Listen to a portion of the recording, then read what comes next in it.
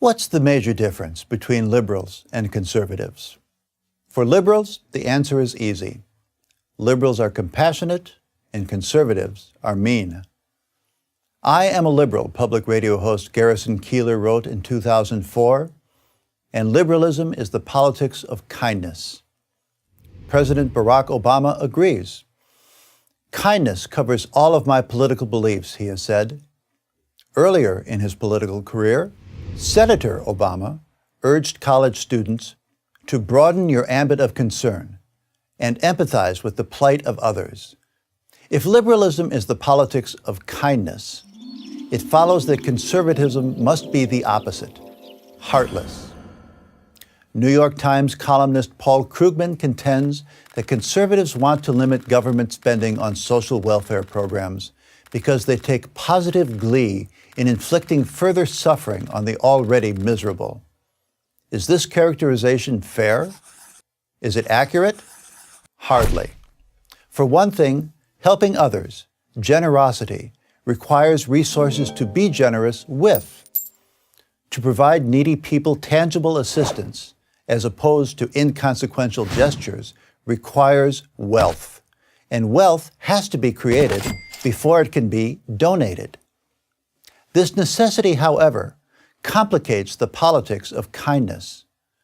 Both economic theory and the historical record of different competing economic systems clearly show that the best way to create wealth is to narrow rather than broaden the ambit of our concern. Adam Smith, the founder of modern economics, wrote in 1776, "It is not from the benevolence of the butcher, the brewer, or the baker that we expect our dinner, but from their regard to their own interest."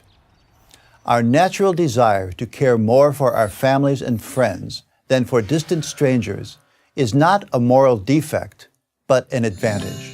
Free markets and voluntary associations, such as churches and civic groups, make the most of this asset. The welfare state tears it down. There is then a glaring contradiction in the politics of kindness. On the one hand, liberals frequently criticize the selfishness of people preoccupied with building careers, businesses, and investments.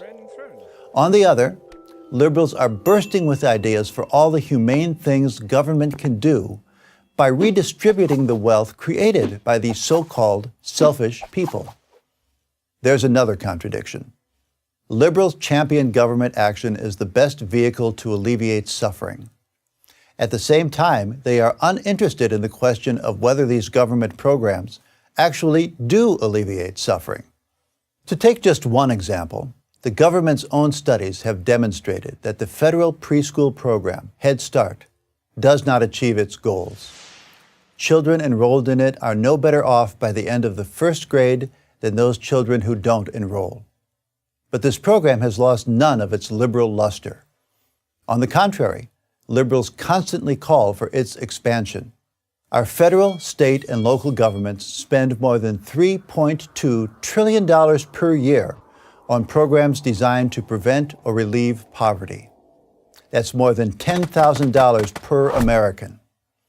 Yet the official poverty rate has fluctuated in the same narrow range, from 11 to 15% of the population for the past 40 years.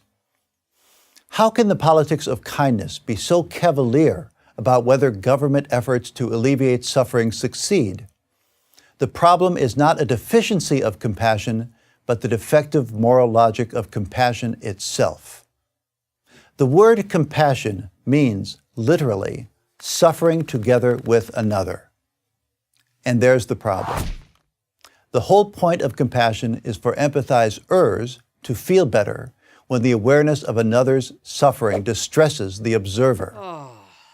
But this ultimate purpose does not guarantee that those who are the object of empathy will fare better. So, on top of all of its other problems, our $3 trillion welfare state doesn't work because its liberal architects and defenders don't really care whether it works. The liberal asks, does it feel good?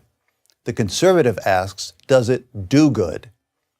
If you really want to help people, it should be pretty obvious which is the more important question. I'm Bill Voegeli of the Claremont Institute for Prager University.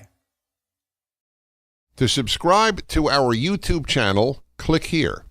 To help keep our videos free, donate here.